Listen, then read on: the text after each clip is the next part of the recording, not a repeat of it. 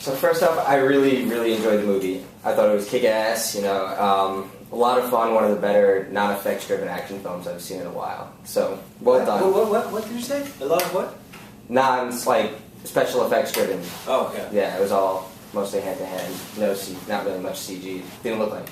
So, no CGI. Yeah, so, awesome job. So, people are saying, you know, the movie is like a cross between Taken, 24, and Die Hard, and did you draw any inspiration from any of those characters, or did you just create your own? No, it's not. My job is not. No. My job as an actor is to, find who this guy really is. It's not watching other movies and trying to pretend to be Al Pacino and it makes no sense. No. So no. I was just portraying the mediocre father. That's it. That's all I was doing. Nothing more. Well, you nailed that. So, was this your most physically demanding role to date? Because I've seen both Largo Winch films, and they were both really entertaining. And I'm not sure how many other action films you did. I don't know if those were the only two. That's basically it. So I didn't know if it was much more intense than those two, because the action was a lot more close up versus guns. You know, a lot of fighting, hand-to-hand combat. So. Well, there's a lot of fighting in Largo Winch. Yeah, there is. Now, Largo Winch was more physically challenging. This movie was not. It's funny because everybody. It was not physically challenging. In fact, the Sleepless Night. The Sleepless Night was challenging in the fact that I had to spend 9 weeks of shooting, making myself believe, really believing, every day, 10 hours a day, that my son is going to get killed any minute, and that is challenging because your brain does not want to believe that, because it's just not normal to live that kind of situation. But that was challenging. The running and the fighting, fighting, there weren't that many fighting scenes. There's one big fighting scene in the kitchen. Yeah. The rest is not really fighting, and the rest is running, basically, and being tense because of the situation. Being tense is acting, and running is just running. But the character, that's what I loved about the character, is that he's not Largo Winch. This guy does not run faster than anybody else, and when he runs, he sweats. And then he's out of breath. That's who he is. He's not better than anyone else, and that means that when he fights well, he gets his ass kicked, like you would probably get your ass kicked by another guy. And if he runs down the stairs a little bit too fast, he stumbles and falls. So doing that was not. It wasn't that hard. The only scene where you had to be a little bit physical, it really was the kitchen fighting scene, and I'm very proud of that. Yeah, it was a great scene. So, what was it like going from Largo Winch to this film? I know you were saying it was challenging with the character and whatnot, but Largo Winch was so epic in scale. It was like a Bourne film, whereas it's mostly in one place. Did it feel weird going from that large scale of a set to no, it felt good. Look, we started shooting the Sleepless Night 2 weeks, literally 2 weeks after I finished shooting Largo Winch 2. So physically, I was really in shape.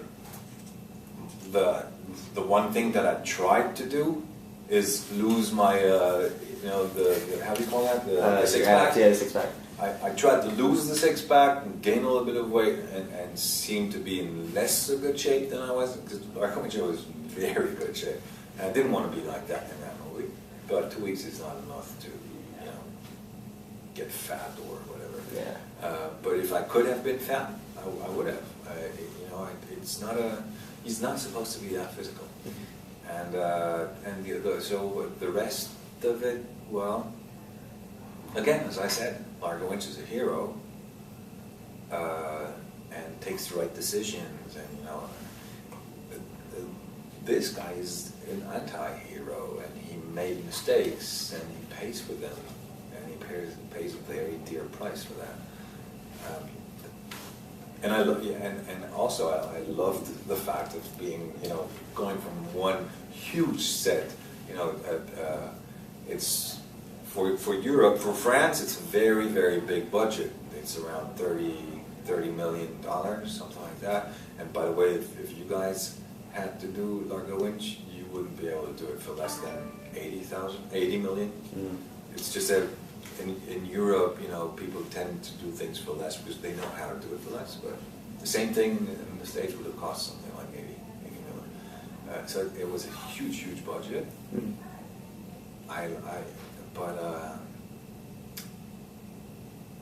But that's luxury, my job is not being Largo Winch, so I want to do as many different parts as possible. So going from this set to the Sleepless Nights set was great for me. Cool. And you had touched on the two characters and the differences.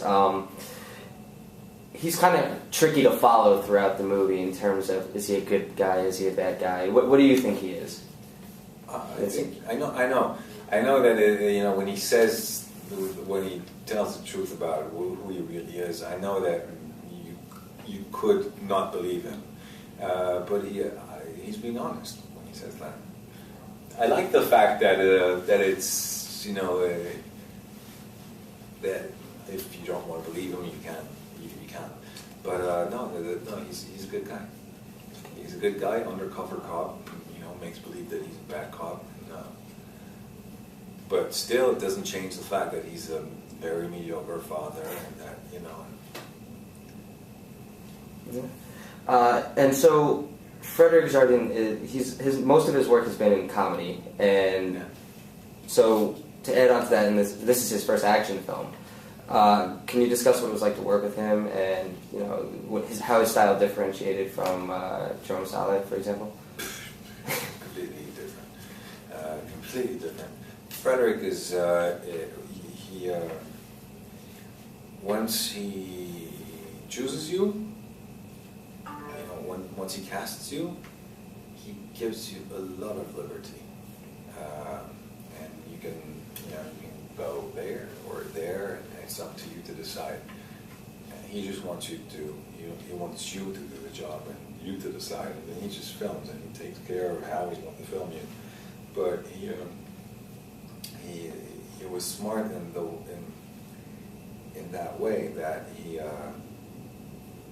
he tries to cast as the best possible actors for the part, and then he believes that if he did the right choice in the casting, then he doesn't really have to. That's the way he works.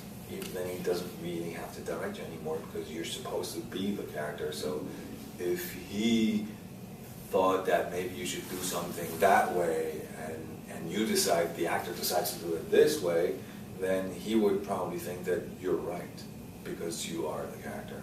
Did you get it? Yeah, I think I did. Yeah, no, I totally, actually, yeah. You're hired to play this one role, you should be able to immerse yourself in that character, whereas, other directors want you to do it a specific way when they see you on set. Jerome is way more, Jerome will... Hands-on? Yeah, he will tell you, okay, do it a little bit more like this, do it more like that, not Frederick. Frederick was going to watch you, and you do something that was not written or they did not expect, and he would say, hey, it's great, do that again. One of my favorite scenes in the film was when the power was killed and everyone's walking through with the cell phones on. Was that a tough scene to shoot because of how dark it was? Or was it pretty easy just navigating around? No, it wasn't. It was, first of all, I had my iPhone, remember, and the flashlight on the iPhone, so I didn't know if there was like crap all over the floor because it is a club, They're trying to be pretty realistic in the film. So. It was pretty realistic. No, it wasn't complicated. It wasn't complicated, but it was fun to shoot. All the scenes involving the extras, all these extras that made everything look so real in that club. All these scenes with the extras were fun to shoot because, again, no work to do. It all seemed so real that if you're supposed to try and make your way through the crowd, well, then you just had to make your way through the crowd because there was a crowd and you had to make your way through it. So it was no faking, nothing to try to create in your mind that didn't exist. Everything existed. The music existed. So I recently learned that you're a comedian at heart. I did a lot of stand-up comedy. But is action your favorite genre to work in, or do you prefer comedy? No, I don't. I prefer drama, and again, it turns out to be an action movie, but as an actor, my job in it, what I did, and what I wanted to do, and what made me take that part was the drama about it, not the action scenes. I don't give a fuck about it. I'm interested about drama. Give me Shakespeare, I'll be the happiest person on the planet. Give me any,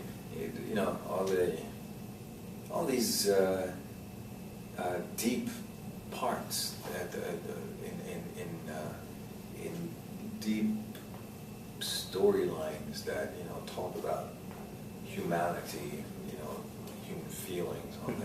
That's what I'm interested in. Comedy, I love comedy, and I did it for 6 years. Maybe I'll go back to it too, but I did it in a purpose. I did because when you're an actor, the one problem when you're an actor, and all the actors over here know that, is that you solely depend on somebody else's desire to make it work. It's not like I don't know, most of the other jobs that you can do. This job, it's not like a painter can start painting, or a musician can take his instrument and start composing. An actor, if nobody wants you to work in his movie or in his theater play, then you don't work. So you have to create that desire. And I created this desire by getting famous doing stand-up comedy. Yeah. But I really did it for in order to get there. So and it worked. Yeah, I mean, you made it big at the Montreal Festival, right? That was the big one. Yeah. So you're writing a film right now? Is that correct? Yeah. Can you tell us anything about it? I wrote the film. You wrote the film. It's fine. It's being financed right now. Can I tell you about it? Yeah, a little bit. I'll tell you a little bit about it. It's based on a true story of a guy who really existed called Victor Young Perez, and he's until today the youngest world champion in boxing. Oh. Younger than Mike Tyson, a few weeks younger, and he lived in the 1930s. And his wonderful story is that he grew up in Tunisia, being Jewish, and then he came in the early 30s. He came to Paris at a time when being Jewish meant that everybody was allowed to spit on you, and it was okay.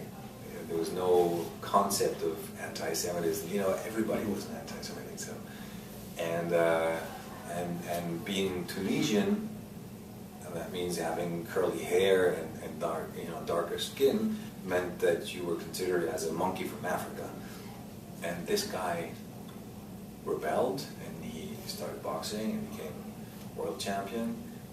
And then he, in order to do that, he had to become a little bit more French and less Tunisian and maybe less Jewish. Okay. Does it have a title? Young Paris. Okay. Then he was deported, and he spent the end of his life in Auschwitz, and he boxed in Auschwitz every Sunday for the director of Auschwitz. He was a boxing fan, and he organized boxing matches every Sunday. Well, at least you're going the drama route. You like drama. See? There you go. I told you. Are you going to be the... Yeah, hopefully. Nice. Cool. Well, all right, last question. Why should people see Sleepless Night? Actually, you have to help me out. Why should people go to see Sleepless Night? It's your question. You. Thank you so much for your help. It's good and fun.